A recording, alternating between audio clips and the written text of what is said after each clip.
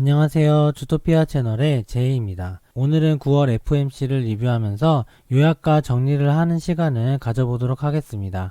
FOMC는 미국 중앙은행인 미 연방준비이사의 페드 산하에서 공개시장 조작, 주로 기준금리를 결정하는 위원회를 말하고요. 연방공개시장위원회라고 부르고 영어로 FOMC라고 합니다. 미국 기준금리를 투표하고 의장이 성명서의 형태로 회의를 요약해서 발표하고요. 기준금리를 필두로 미국의 금융정책을 알 수 있는 풍향계 역할을 하는 거예요. FOMC 소식을 왜 알아야 하냐면 미국 기준금리의 동향을 체크하고 패시브한 포트폴리오를 구성하더라도 미국 기준금리의 위치와 방향이 중요한데 위험자산과 안전자산의 비중을 정할 때 미국의 기준금리의 위치와 방향을 참고해서 동적 자산 배분을 하고 있습니다. 9월 FOMC 성명서 전문을 요약해 보는데 중요한 내용들은 짙은 색으로 표시된 것들도 있고 빨간색으로 표시된 부분은 바로 전 7월 FOMC와 달라진 부분인데요. 한번 전문을 간단하게 읽어볼게요. 연방준비제도는 미국의 경제를 지원하기 위해 모든 정책 도구를 사용해서 완전 고용과 물가 안정이라는 목표를 촉진할 것을 약속한다. 코로나 팬데믹은 미국과 전 세계에 걸쳐 엄청난 인적 경제적 어려움을 야기시켰고 경제활동과 고용은 최근 몇 달간 다소 회복됐지만 연초보다는 낮은 수준이다. 7월서부터 경제활동과 고용이 어느 정도 회복됐다는 문구가 들어갔거든요. 9월도 마찬가지고 연초보다는 낮은 수준이다. 이것도 7월과 다름이 없어요. 약화된 수요와 심각하게 낮은 유가는 소비자 물가 인플레이션을 억제하고 연준은 FOMC 성명서에서 계속 인플레이션이 억제돼 있다고 얘기를 하고 있어요. 전반적인 금융 여건은 미국의 가계 및 기업으로의 신용 흐름을 지원하는 정책 조치로 최근 몇 달간 개선된 것 같다. 금융 여건은 주식시장의 차트를 보시면 아시겠지만 3월달에 비해서 금융시장은 크게 상승했고 그래서 개선됐다는 평가를 연준이 하고 있어요. 7월 FOMC에 처음 나온 내용이 바이러스에 대한 언급이었는데요. 경제의 경로는 바이러스의 진로에 크게 좌우됐건 원래 연준은 통화정책을 실행하는 기관이고 바이러스는 보건의료적인 내용이잖아요. 연준이 언급하면서 해결할 수 있는 문제가 아닌데 7월 달부터 처음으로 바이러스의 진로에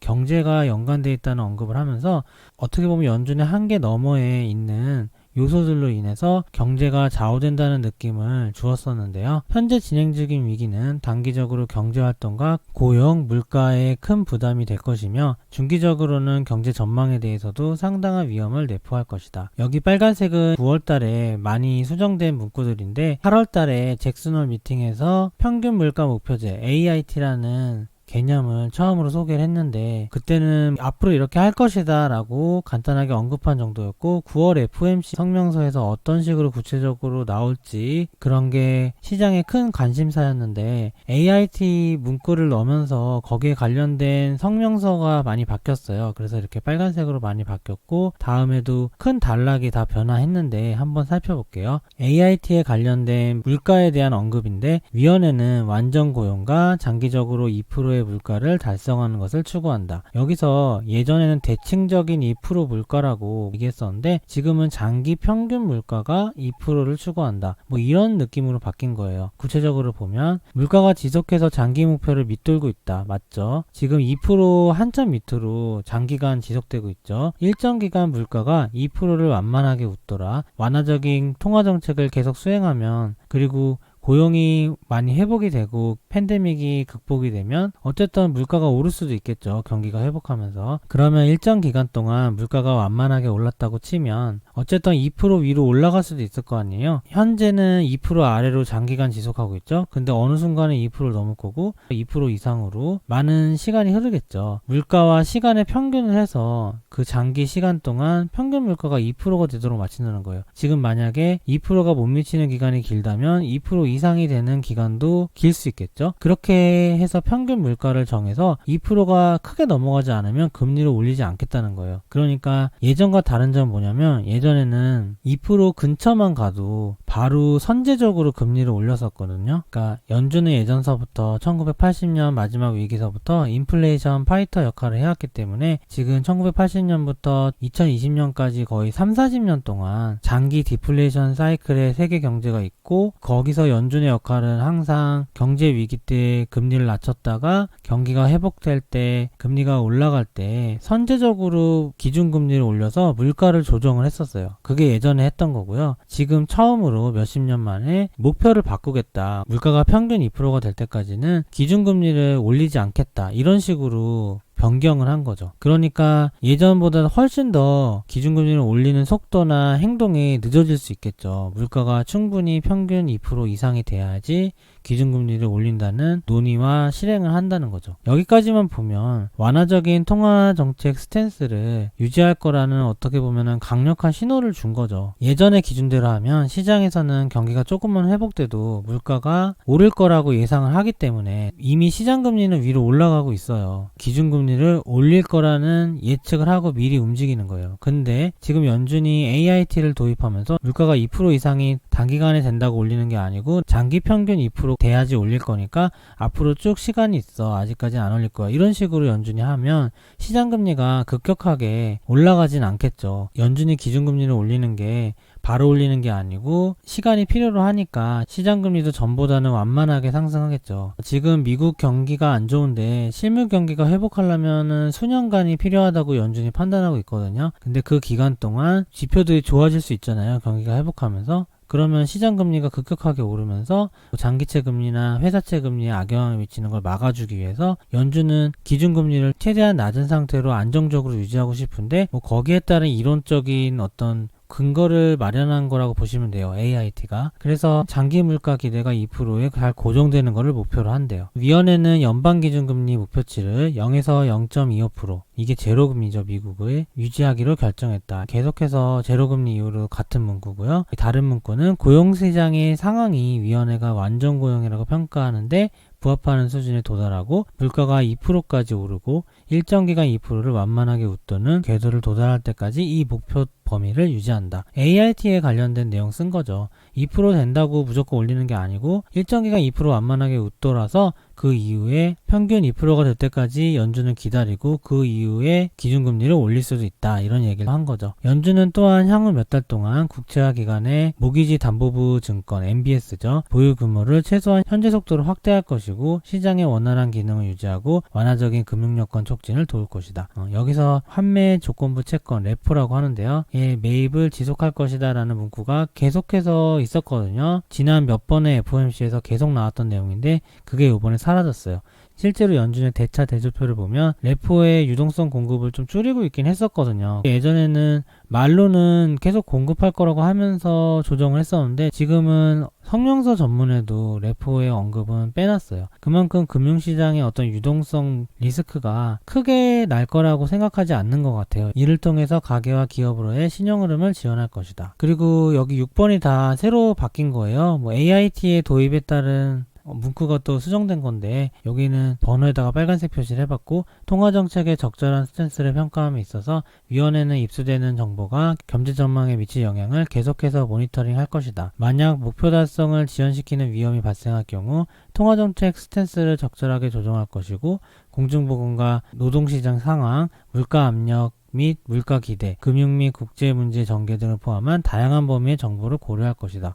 고려할 게 엄청 많죠. 팬데믹이 해결돼야 되죠. 그리고 노동에서 실업률이 좋아져야 되죠. 그 다음에 AIT 도입으로 인한 장기 평균 물가가 2%까지 올라가야 되죠. 그리고 여기 보면은 국제 문제 같은 얘기도 있어요. 국제적인 금융위기도 있을 수 있고 미중 무역 전쟁 같은 것도 있을 수 있겠죠. 이런 정말 다양한 범위를 고려해서 결정할 것이다 라고 하는 거예요. 그래서 연준의 스탠스만 평가해도 이런 세계 경기의 모든 흐름을 우리가 간단하게 요약해서 알 수 있다고도 생각할 수 있을 것 같아요. 양적 완화를 계속 하고 있는데 국채와 상업용 모기지 담보부 증권인 MBS, 환매 조건부 채권인 레포 RP가 양적 완화의 3종 세트인데 현상을 유지하겠다고 언급을 했지만 레포에 대한 언급은 이번 성명서에서 빠진 상황이에요. 9월 FOMC를 정리해보면 파월 의장은 강력한 포워드 가이던스로 경제를 강하게 지원하겠다는 메시지를 줬는데요. 7월 FOMC에서는 2022년까지 제로금리일 것이다 했는데 현재는 2023년까지 제로금리 수준으로 조금 더 연장이 됐어요. 7월 FOMC에서는 점도표가 2021년은 100% 제로금리, 2022년은 위원회 한 명 빼고 제로금리라고 했었거든요. 근데 지금은 2022년까지 모두 위원회가 만장일치 제로금리,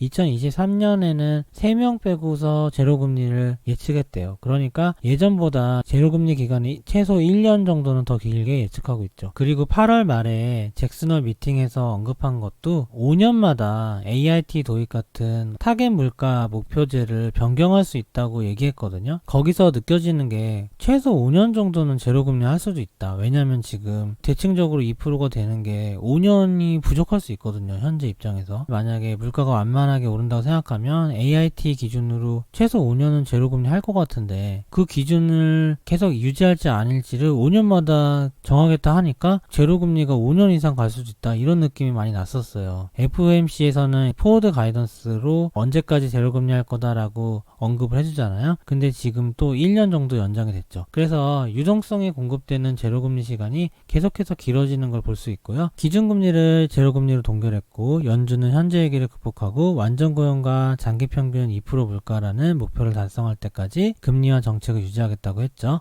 기존의 양적 완화는 현 수준 유지하지만 레포 공급 원금만 빠진 상황, 금융 여건은 개선됐다고 평가하고 실물 경기는 아직까지 회복이 둔화됐다고 얘기하고 있고 실물 경제의 경로를 바꿀 수 있는 주 요인은 바이러스라고 7월서부터 언급을 하고 있어요. 그리고 9월 달에는 AIT를 도입했고 포워드 가이던스가 1년 늘어났고요. 9월 FOMC가 7월과 달라진 점을 체크하는데 저희가 FOMC를 볼 때 미국 기준금리의 위치와 방향을 보는 거잖아요. 위치는 아까 성명서에서 제로금리라고 체크가 돼 있고 전 FOMC와 달라진 점을 체크하면 어떤 방향성을 체크할 수 있잖아요. 항상 전월과 달라진 점을 따로 보는데요. 이번 9월달은 7월과 달라진 점이 많지는 않고 핵심적인 게 AIT죠. 평균 물가 목표제 도입에 따라서 성명서의 내용이 많이 변경됐어요. 원래는 대칭적인 2% 물가라는 목표였거든요. 대칭적인 2% 물가는 2%보다 좀 낮을 수도 있고 높을 수도 있고 뭐 평균 2%다 이런 느낌이에요. 근데 지금은 장기 평균 물가 2%로 변경이 됐어요. 어떻게 보면 다 비슷한 얘기거든요. 제 생각에는 대칭적인 2% 물가는 조금 낮았다가 높았다가를 허용하는 2% 전후 물가라는 거고요. 약간 단기적인 관점에서 보는 것 같고 지금 AIT는 장기 평균 물가 2%로 생각하면 될 것 같아요. 예전 대칭적인 2% 물가는 단기 평균 2% 정도? 그 정도 차이인 것 같아요. 근데 솔직히 이게 많이 변한 건 아니죠. 어쨌든 옛날에도 평균 물가 2%라는 거 원래 하고 있었고 지금은 이거를 장기 평균으로 해서 2%가 만약에 되면 당장 기준금리 올리지 않겠다. 이 부분을 더 강조하기 위해서 장기 평균이란 개념을 넣은 게 AIT인데 예전이랑 엄청난 변화는 없어요. 기준금리를 올리는 거를 서서히 할 것이다라는 연준은 현재 기준금리를 서서히 올리고 싶은데 거기에 맞는 제도를 만든 것 같은 느낌이죠. 양적 완화는 현 수준을 유지하겠다고 했죠. 그리고 공중보건 위기가 단기적으로 경제활동과 고용 물가에 부담이 된다 했는데 전 성명서에서는 없었던 이제 지속해서 부담이 될 거라는 표현을 썼는데요. 현재 진행 중인 팬데믹 위기가 물가에 지속해서 부담이 될 거라고 평가를 해서 뭐 물가가 쉽게 오르진 않을 것 같다. 지속해서 부담이 된다는 건 앞으로도 쭉 부담이 된다는 거잖아요. 그래서 물가가 오르는 건 쉬운 일은 아닐 것이다. 뭐 이런 느낌으로 언급을 또 했어요. 이번 9월 FOMC는 AIT를 도입하면서 문구가 많이 바뀌었는데 어떻게 보면은 문구가 바뀐 거에 비해서 구체적인 내용이 없어서 뭐 거기에 따른 실망감 때문에 주가가 많이 움직이기도 했는데요. 9월 FOMC 소감은 연준은 경제가 바닥을 터닝할 때까지 현 수준의 통화정책을 수행한다고 하긴 했고 기준금리 인상 시기는 최소한 2023년 이후 점도표 포워드 가이던스에 그렇게 나와 있고요. 전 FOMC에 비해서 조금 더 기간이 길어졌죠. 8월 잭슨홀 미팅에서는 최초로 AIT 도입이라는 언급을 했는데 이 AIT 도입이 연준의 물가 목표와 거기에 따른 기준금리 인상의 어떤 메커니즘의 변경이기 때문에 30-40년 동안 이어온 디플레이션 시대를 터닝할 수 있는 계기가 되지 않을까라고 사람들이 많이 관심을 가졌는데요. 연준은 물가의 완만한 오버슈팅을 용인하겠다고 했죠. 완만하게 조금 늘어나는 거는 평균 2%가 될 때까지 금리 안 올리니까요. 연준이 기준금리를 바로 올리지 않으면 미국 장기채 금리가 급상승하진 않아요. 왜냐면 장기채 금리는 결국에는 기준금리가 올라야지 오르는 건데 시장 금리가 올라서 장기채 금리에 상승 압박을 주겠지만 연준이 바로 따라오는 게 아니고 시장 금리를 연준이 조금 더 천천히 따라오기 때문에 급상승보다는 완만하게 상승하거나 상승의 한계를 지어주겠죠. 장기채 금리가 너무 올라가면 회사채 금리도 올라가고 거기에 따른 경제 위기가 따로 올 수도 있기 때문에 연준은 완만한 금리 상승을 원하거든요. 그래서 장기채 금리의 급상승을 막기 위한 게 핵심적인 연준의 목표라고 생각을 하고요. 연준이 장기채 금리를 올리고 싶지 않은 게 아니고 결국에는 일정 수준 이상으로 올리고 싶어 하거든요. 근데 급격하게 올리고 싶지 않고 완만하게 올리고 싶어 하는 거고, 예전에 YCC라고 일드 커브 컨트롤, 그러니까 수익률 곡선 제어라는 언급이 있었잖아요. 수익률 곡선 제어가 7월 FOMC에서 언급해야 되는 거 아니냐라고 시장에서 압박을 줘서 생각도 하고 있지만 아직까지는 필요한지 모르겠다 이런 식으로 언급 안 했는데 9월 FOMC에서도 언급을 안 했잖아요. 수익률 곡선 제어의 역할이 금리를 고정시키는 거잖아요. 특히 장기채 금리. 그래서 금리가 많이 내려가지도 많이 올라가지도 않게 하는 건데, 물가가 완만하게 올라가도 기준금리를 천천히 올리니까 장기채 금리도 천천히 오를 거고, YCC랑 완전 똑같진 않지만 어쨌든 간에 장기채 금리를 조금 더 컨트롤할 수 있는 역할을 수행하는 것 같아요. AIT가요. 그래서 실질적으로 YCC 역할을 수행할 것으로 보여요. YCC라고 굳이 억지로 고정시키지 않아도 그냥 AIT를 도입하면서 장기채 금리의 상승 기조가 어느 정도 한계를 지어주는 거죠. 장기채 금리를 밴드 안에서 관리할 수 있을 것 같아서 저는 실질적으로 YCC가 시행됐다고 생각이 되거든요. YCC라고 말만 안 했다 뿐이지. 어쨌든 간에 이렇게 되면 뭐가 중요하냐면, 장기채 금리가 연준이 마이너스 금리는 안 할 거기 때문에 내려가진 않을 거고요. 올라가는 거는 물가 때문에 올라가는 건데 AIT 때문에 많이 안 올라가잖아요. 장기채 금리가 되게 안정적으로 유지되겠죠. 그러면은 양적 완화와 제로 금리를 안정적으로 오랫동안 수행할 수 있거든요. 그것 때문에 이게 중요한 거예요. AIT랑 YCC가요. 그렇게 하는 이유는 실물 경기가 회복할 때까지 장기간 제로 금리를 유지할 발판을 마련하기 위해서 한 거죠. 근데 지금 사람들이 우려하는 게 실물 경제라는 게 물가가 기준금리가 낮다고 오르는 게 아니고, 예전에 금융위기 때부터 10년간의 결과를 보면 금리를 아주 낮게 저금리를 유지해도 자산 가격만 오르고 경기 물가는 많이 안 올랐잖아요. 그런 걸 지금도 우려를 하고 있어요. 거기에 따른 어떤 해결책을 연준이 제시하지는 않았는데 그래도 경기가 회복할 때까지 유동성이 필요한 상황이에요. 금융위기를 막기 위해서. 그러다 보니까 장기간 할 수 있는 발판까지 마련되다 보니 장기간 자산시장이 상승할 것이라는 예상이 되죠. 그래서 이번에 제대로 버블이 생기지 않을까 그런 생각을 하게 되는 거고, 그리고 지금 말하는 연준은 달러잖아요. 달러 기축통화가 계속해서 제로금리를 장기간 하면 기축통화의 약세화 현상이 고착화될 수 있겠죠. 보통 기축통화가 약세화가 되면 신흥국 자산으로 투자 수요가 생기는데 우리나라 주식시장에도 나쁘진 않을 것 같고, 그리고 전세계 자산시장도 중간중간에 작은 위기들은 오겠지만 큰 흐름에서 보면 제로금리 유지하는 동안 우상향을 할 거라 생각이 되고, 여기서 말한 장기 평균 물가가 2%가 도달되는 완만한 상승의 중반부 이상까지 가면 연준이 기준금리를 올려야 되겠다는 생각을 할 거 아니에요. 그때쯤에는 또 큰 조정이 올 수도 있을 것 같아요. 그때 자산 가격이 얼마나 올랐냐에 따라 너무 많은 버블이 생겼으면 큰 조정이 있을 거고, 서서히 올랐으면 작은 조정으로 그치겠죠. 현재 입장에서는 장기간 가격 상승 가능성이 있으니까, 제가 영상을 찍고 있는 지금도 미국 주식시장이 나스닥 기준으로 거의 15% 정도 빠졌거든요. 그래서 완전한 약세장 시장은 아니고 20%는 아니니까 어느 정도의 조정을 받고 있는데, 이럴 때마다 자산을 조금씩 모아가는 게 저는 좋겠다라는 생각을 현재는 하고 있습니다. 오늘 영상은 FOMC 9월을 리뷰하면서 거기에 따른 관련된 내용도 조금 더 언급을 해봤는데요. 예전에 제로금리에서 TLT를 해도 되나요? 라는 영상에서 미국 기준금리와 AIT 도입, 그리고 미국 장기채권의 금리의 관계를 한번 언급해드린 적이 있는데 참고해보셔도 좋을 것 같습니다. 오늘 영상은 이만 마치겠습니다. 좋아요와 구독 부탁드립니다. 감사합니다.